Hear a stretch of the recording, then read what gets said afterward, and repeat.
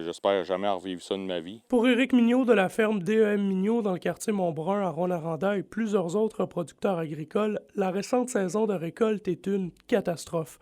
Les épisodes de gel du printemps dernier et le temps sec de cet été les empêchent de procéder à une deuxième coupe de foin tellement la plante n'a pas poussé. En première coupe, on a eu une balle à l'autre, quand d'habitude, on est habitué d'en avoir autour de 4. Fait que ça représente des pertes de 75 %. Puis à la deuxième coupe, il n'y en avait pas.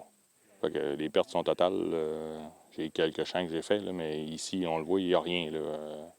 On a fauché ça début juillet, là, puis ça ne vaut même pas la peine de venir le refaire. Il n'y a rien.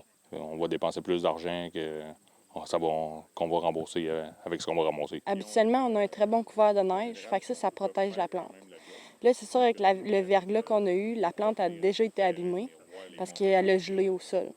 Fait que là, rendu au printemps, à première coupe, habituellement, j'ai des champs, je sors une trentaine de voitures dans le silage.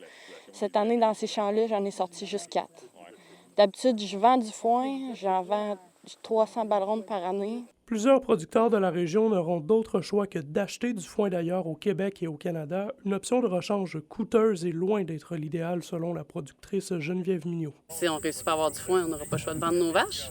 Si on vend nos vaches, c'est bien beau vendre 100, 200 vaches, mais l'année prochaine, j'aurai pas ces vaches-là qui vont me produire des veaux. Je ne peux pas arriver puis vendre la moitié de mon troupeau. Là. J'ai besoin de ce revenu-là l'année prochaine. Donc, c'est une décision qui m'est impossible à prendre. Sauf que si j'ai pas de foin, je peux pas les rester chez nous qui ne mangent pas non plus. Avec les changements climatiques, les producteurs agricoles craignent d'autres saisons catastrophiques comme celle-ci. L'UPA est d'avis que le gouvernement Legault ainsi que la financière agricole devront mieux adapter leur programme de compensation. Je pense qu'on doit prendre en considération, comme dire, si cette année, c'était une sécheresse qu'on n'a jamais vue, parce qu'à un moment donné, la production agricole va s'effriter, là. Puis c'est des secteurs qu'on va perdre, puis c'est des producteurs qu'on va perdre puis qui ne reviendront pas, là.